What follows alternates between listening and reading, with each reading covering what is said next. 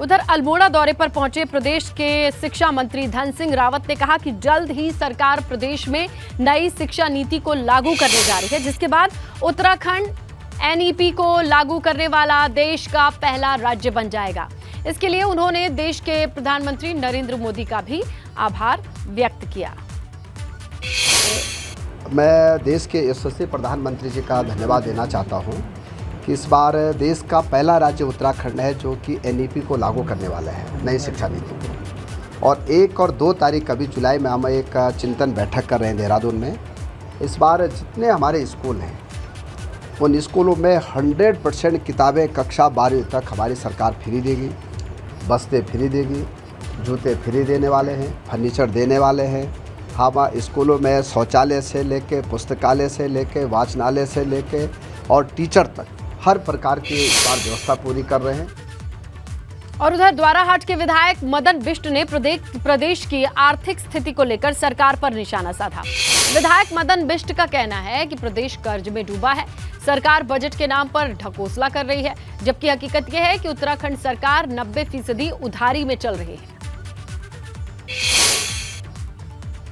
Budget किसी भी विभाग में आप देख लीजिएगा, सब में बजट की कटौती हुई है, जबकि हर साल 10% बजट का प्रावधान होता है कि बढ़ता है।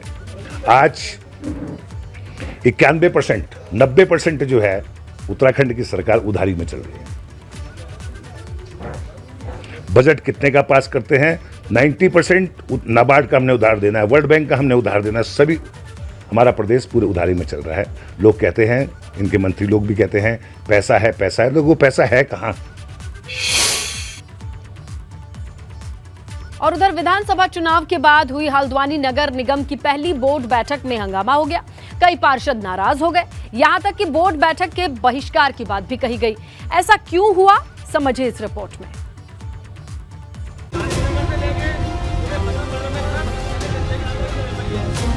नेताओं के हंगामे और नारेबाजी की ये तस्वीरें उस वक्त की हैं जब हल्द्वानी नगर निगम बोर्ड की बैठक हो रही थी।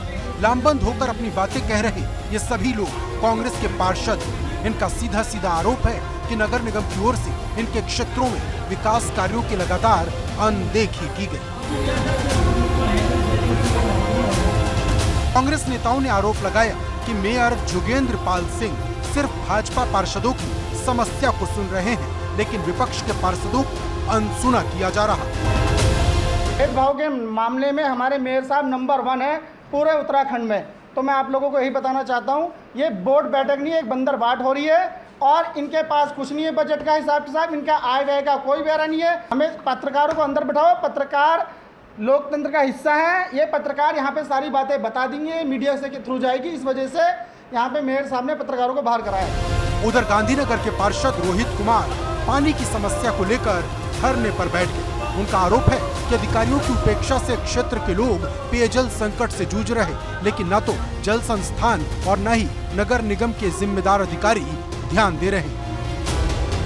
मेरे क्षेत्र में कम से कम 2 महीने से पानी नहीं है। पानी की लाइनें हर गली गली बिछी हुई है, हर गली में पानी की लाइन बिछी हुई है, लेकिन वो लाखों रुपए बर्बाद है, वो लाइनें जोड़ी नहीं गई हैं। मैं पिछले 2 महीने से हल्ला काट काट के जल संस्थान के जे को बोल रहा हूँ, जल संस्थान के ए को बोल रहा हूँ, लेकिन कोई वहाँ पर आने तक के लिए तैयार नहीं है।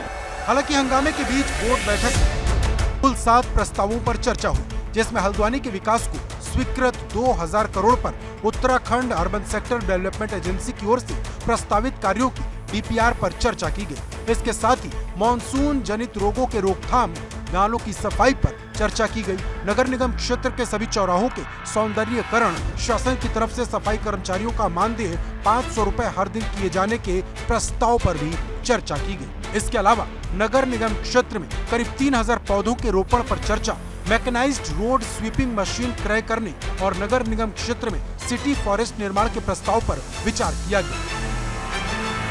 हालांकि नगर निगम बोर्ड की बैठक पार्षदों के क्षेत्रों की समस्याओं को लेकर ही बुलाई गई थी, लेकिन विपक्ष के नेताओं ने हंगामा खड़ा कर दिया। ऐसे में सवाल यह है कि अगर विपक्ष के नेता खुद सहयोग नहीं करेंगे तो जनहित में फैसले कैसे लिए जाएंगे। हल्द्वानी से एबीपी गंगा के लिए अंकित शाह की रिपोर्ट।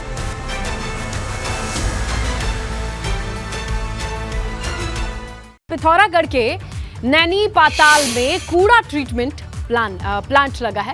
यहां कूड़े को रिसाइकल करने में अब आसानी होगी। नैनी पाताल में अब करीबन 31,500 मैट्रिक टन से अधिक पुराना कूड़ा जमा है। पुराने कूड़े से कंक्रीट, पॉलिथीन, मिट्टी को अलग किया जाएगा और इसके अलावा जलने वाला कूड़ा सीमेंट फैक्ट्रियों में बेचा जाएगा। आज बड़े हर्ष हो रहा है कि हम जो ये काम कई वर्षों से नहीं हो रहा था उसको कराने में हम सक्षम हैं और निश्चित तौर पर क्षेत्र के लोगों को जो समस्याएं थी उनकी बहुत लंबे समय से जो गंदगी थी और जो तमाम बदबू वहाँ आती थी, वातावरण दूषित रहता था, तो वातावरण शुद्ध होगा और इससे निश्चित तौर पर हमारे जो गांव वालों को राहत मिलेगी।